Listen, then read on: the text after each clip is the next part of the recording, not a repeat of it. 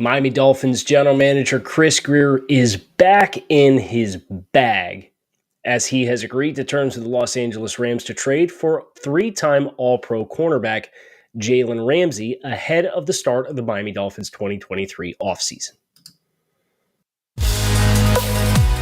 You are Locked On Dolphins, your daily Miami Dolphins podcast, part of the Locked On Podcast Network, your team every day.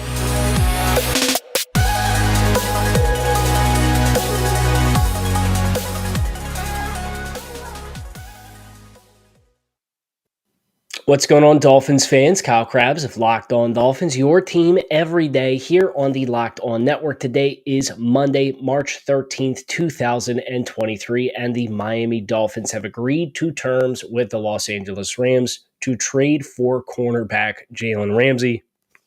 This is the latest haymaker for the Dolphins. 3 blockbuster trades in the last 12 calendar months. Tyreek Hill last March, Bradley Chubb at the trade deadline, and now Jalen Ramsey is a Miami Dolphins. And there's a lot to digest as it pertains to this news, as it pertains to the ramifications for this team, as it pertains to the long-term outlook for this team, as it pertains to our expectations. And we are going to tackle them all here today on the show. And I think the thing that I would like to start with is this.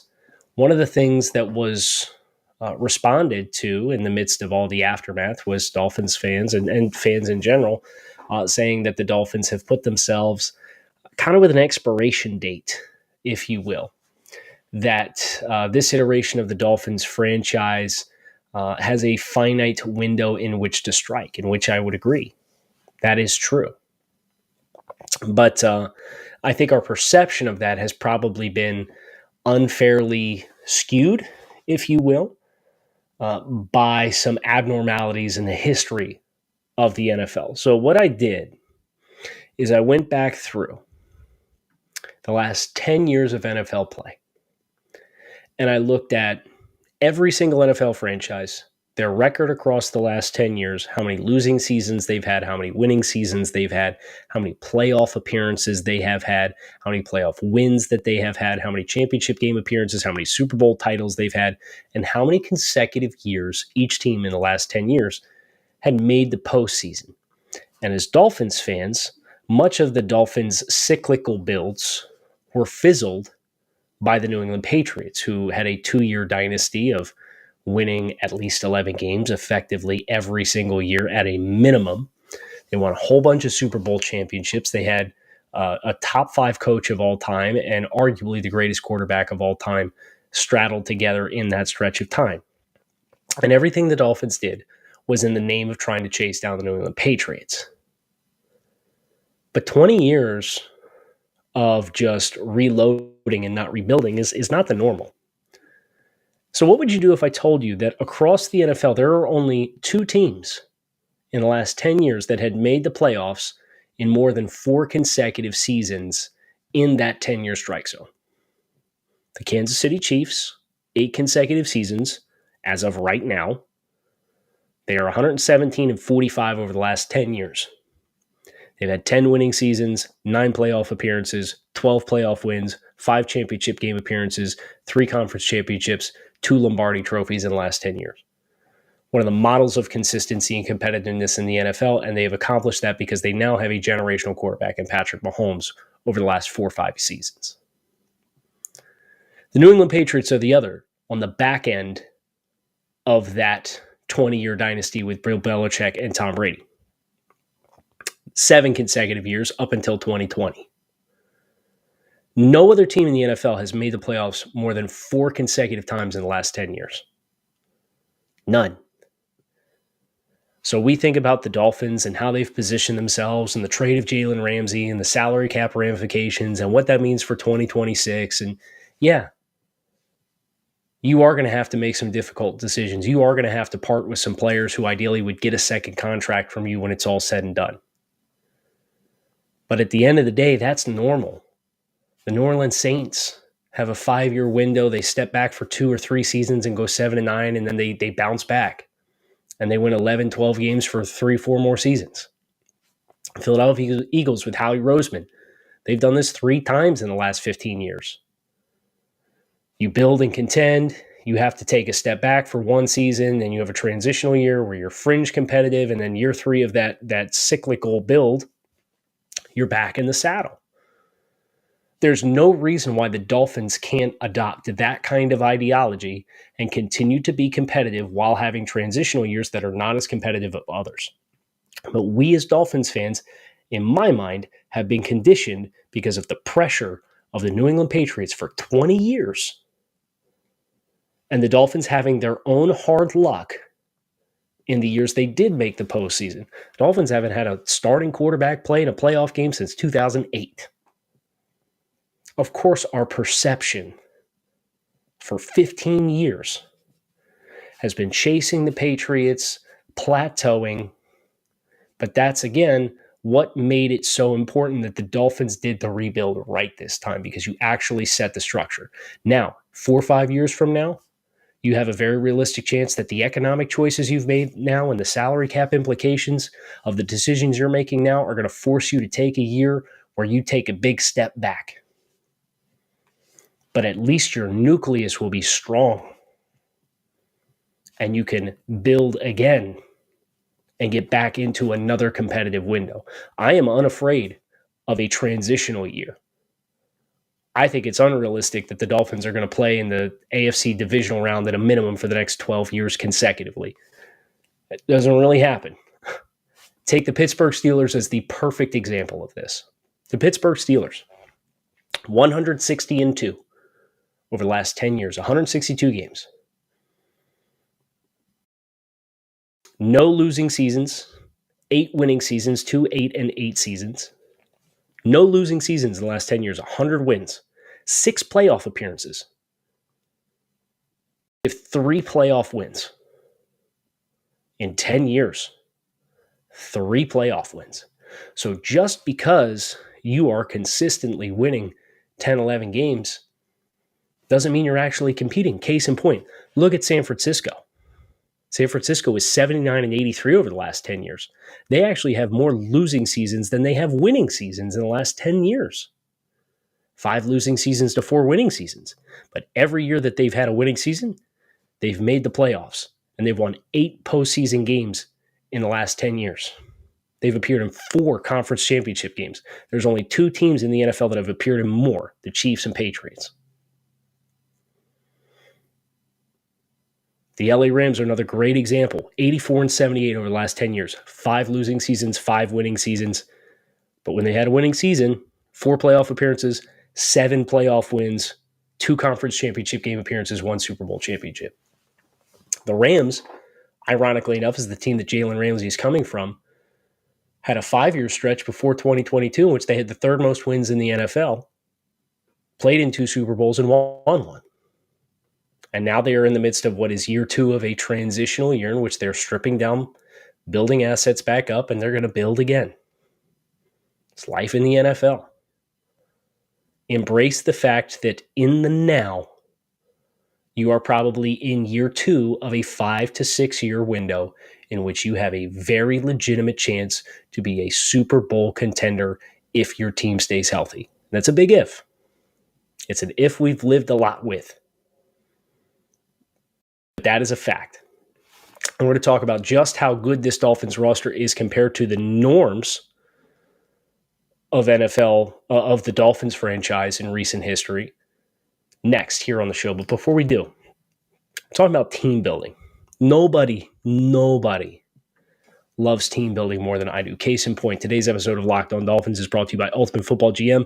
I have talked about this mobile game app before, but this is like now 4 25-year league locked on host leagues that I have worked through to try to better my score from the previous 25-year stretch. You get 25 years and a salary cap, and you start as the worst team in the league. You got to build it up and win and build a winner. It's a lot of fun. If you've ever thought you'd make a good GM, you have to give this game a try. So case in point, the one that I am in now, we're talking about transitional years. I compete for 4, 5, 6 years. I kind of feel like I hit the plateau. I might win a championship in there. You trade some players. You get 3 first-round picks in 2 consecutive drafts, just like Chris Grier did. And lo and behold, what you end up with is a team that 2 years after that, 3 years after that, is back in that winning saddle. So I've lived this myself with Ultimate Football GM. You hire the right coaches, the coordinators, manage the finances, work through free agency, the draft, the ups and downs of a season, injuries. It's all in a very compelling and realistic game world as well. Ultimate Football GM is completely free, playable offline, so you can play on the go when you want to and where you want to. Locked On Dolphins listeners can get a free 100% free boost on their franchise when using the promo code Locked On in all caps in the game store. That's Locked On in all caps. So make sure to check it out today. Just download the game, visit ultimate-gm.com or look it up in the app stores. That's ultimate-gm.com. Ultimate Football GM. Start your dynasty today.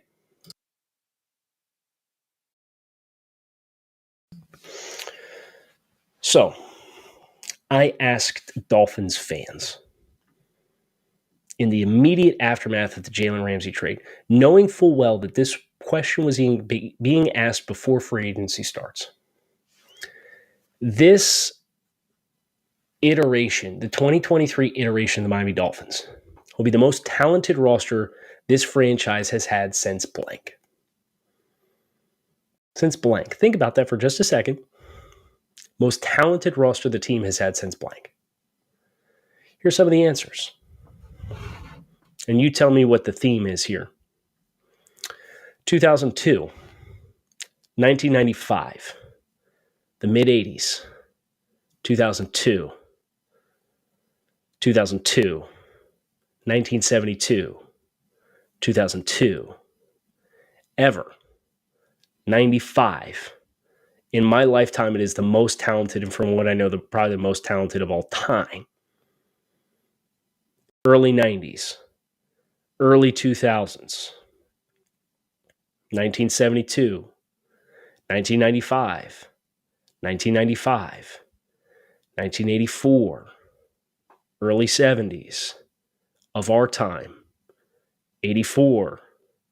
Most talented team in my lifetime was born in 91, 72, 72, 2002, 74. A couple people said 2022. I would disagree. 2002, 92, 92, 93, 86, possibly ever. The general consensus is this is at minimum the best Dolphins roster from a talent perspective that the Dolphins have had in 20 years. And think about Jalen Ramsey. He's a roster cornerstone player. So we talked last week, we did the whole offseason blueprint. We talked about who the roster cornerstones were, and you had Tyreek Hill and Jalen Waddle and Teron Armstead and Christian Wilkins and Jalen Phillips and Bradley Chubb and Javon Holland. You can add Jalen Ramsey to that list. I'm not a math guy, but I know 9 out of 22 potential positional starters on offense and defense as roster cornerstone type players. You're cooking with gas now. And what's really cool about this is Miami has kind of become a destination spot. Well, Tyreek Hill picked the Dolphins over the Jets last year. Okay.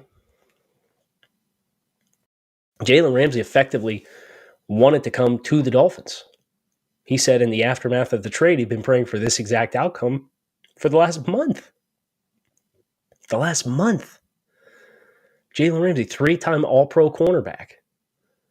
28 years old, still in the prime of his career. Now he's slowing down a little bit. Maybe didn't play his best season last season, whilst also acknowledging that Rams defense was terrible.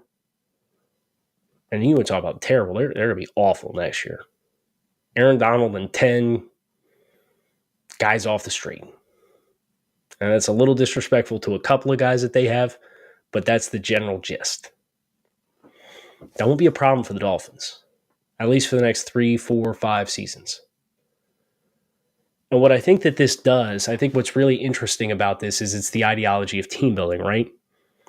For a really long time, Cam Wake was the guy. It was like Cam Wake and Rashad Jones were the impact players of the Dolphins defense. What happens if Rashad Jones got hurt? Or what happened if Cameron Wake got hurt? Suddenly, the number of players that you had that can make an impact play and change the game was dramatically different. It was diminished, and the team suffered as a whole.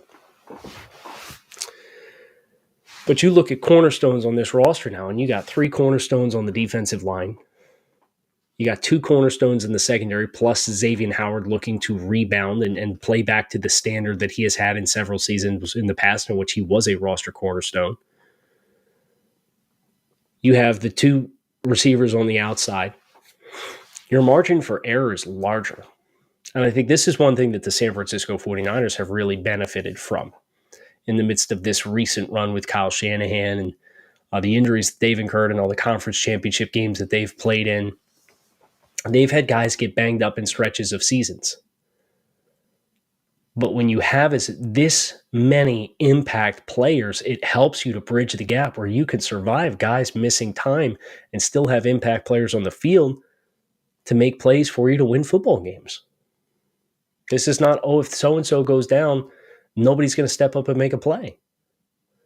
And you think about the Dolphins and the lack of turnovers they manufactured last season, and Jalen Ramsey and his ball skills and instincts coming into this defense, which he's already familiar with.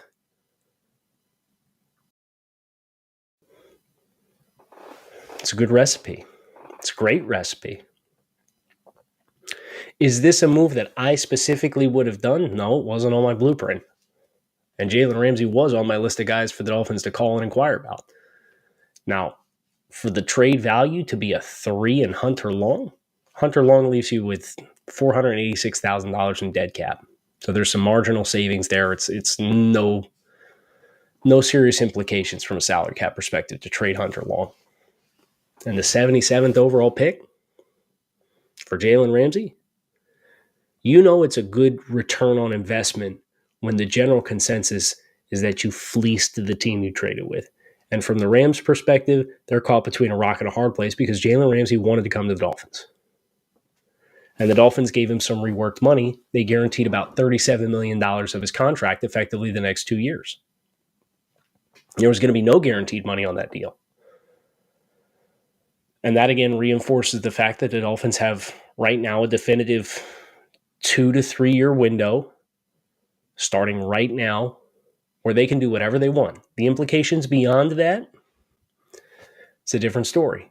That'll probably be a slow drip that starts in 2025. But as of right now, they can do whatever they want. And next year, they'll be able to do whatever they want.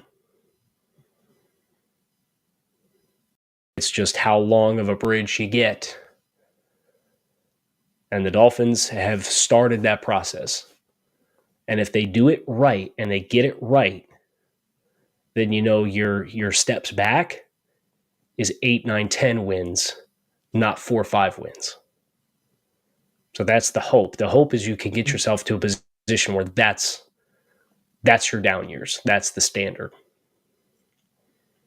But we'll worry about that later because we obviously have a lot to digest as it pertains to Jalen Ramsey, his presence in this secondary, what it does for the Dolphins salary cap outlook moving forward. And we're going to talk about that next here on Locked On Dolphins. But before we get there, it is the midway point of the NBA season, which means now is the perfect time to download the FanDuel Sportsbook app, America's #1 sportsbook. Customers get a no-sweat first bet up to $1,000 in bonus bets. If your first bet doesn't win, just download the FanDuel Sportsbook app. It's safe, secure, super easy to use, and then you can bet on everything from the money line to point scores, everything in between. Plus, FanDuel even lets you combine your bets for chances at bigger payouts with same-game parlays, so don't miss the chance to get your no-sweat first bet up to $1,000 in bonus bets when you go to FanDuel.com/lockedon. It's FanDuel.com/lockedon to learn more. Make every moment more with FanDuel, official sports betting partner of the NBA. So, let's talk about Jalen Ramsey himself. I'm looking forward to diving deep into the tape through the lens of how he will complement the Dolphins pieces on the back end. And I will do that today. You will get another episode today, which is roster moves that I would hate for the Dolphins to make this offseason or in the start of free agency. But as things currently stand, with that $37 million fully guaranteed over the next 2 seasons, we don't know, at least at the time of this recording, it's about 10:30 at night on a Sunday, whether or not Jalen Ramsey's 2023 money is converted to a signing bonus. If it is, you're looking at about a $5 million salary cap hit. If he has a $5 million salary cap hit, the Dolphins are looking about $25, $27 million in cap space at their disposal. If they did not restructure it, the Dolphins have $10.5 million at their disposal. You could open up more money with Christian Wilkins and Connor Williams contract extensions, cutting Durham Smythe. There's a number of different things that you could do and how you could go about getting there. Have to imagine, based on the tone the Dolphins have set by trading for Jalen Ramsey, they're probably going to do all of it. I'm just going to be honest. Probably mentally prepared for them to push the chips in. And if they do, is Jordan Poyer on the table? Depends on what his market looks like. Is one of the big linebackers on the table for the Dolphins? I can't imagine that Tremaine Edmonds would be, but is Bobby Wagner potentially in play? I would give it some consideration. I'd get some consideration to Eric Kendricks, who was cut by the Vikings. There's, as we said earlier in the show, there's nothing the Dolphins can't do right now. It's just whether it comes time to pay the piper 4 years from now or 6 years from now or 3 years from now. But Ramsey and his instincts and his ball skills, playing in zone match defense with Xavier Howard, gives the Dolphins a really exciting pair of ball hawks on the outside. Guys that don't have to get involved in the run fit with a great deal of frequency because of the style of play of the Vic Fangio defense, which that responsibility falls back onto the safeties. The defensive line is looking to spill the run to the perimeter. If the back cuts back against the grain, you have to be willing to fall back across the face of the blocker and fit in the box because you're playing with light box counts, and be prepared to have to disengage and deconstruct blocks. But those corners are playing from depth. You're either playing quarter or you're potentially playing half. And what you can do with some of what Vic Fangio has done in the past is you can cloud and press and play in the flat and know that you have help over the top if you get big-time, prime-time matchups. Now, the Dolphins will have the opportunity to play man at times and play cover one and pressure if they want to. You know, they have some man capabilities. I don't know that I would let these guys play 60 minutes on islands. You will at the very least get more opportunities for them to play their eyes through receivers into the backfield and key the quarterback. And you probably don't have a better ball hawking combo. Now, that's not to say it's the best corner duo in the NFL. I'm not quite ready to say that right now. But as far as the ball skills, the resumes for Xavier Howard and Jalen Ramsey speak for themselves. This is one of the best ball hawking combos in football. Vic Fangio calling the shots. It's obviously very exciting stuff, which means we're going to break down everything that there is to come this week. This is a huge week here on Locked On Dolphins, so make sure you keep it locked in right here on Locked On Dolphins. Fins up. I appreciate you guys checking out the show. Make it a great rest of your day. Thanks for checking out Locked On Dolphins, and I will talk with you all again tomorrow.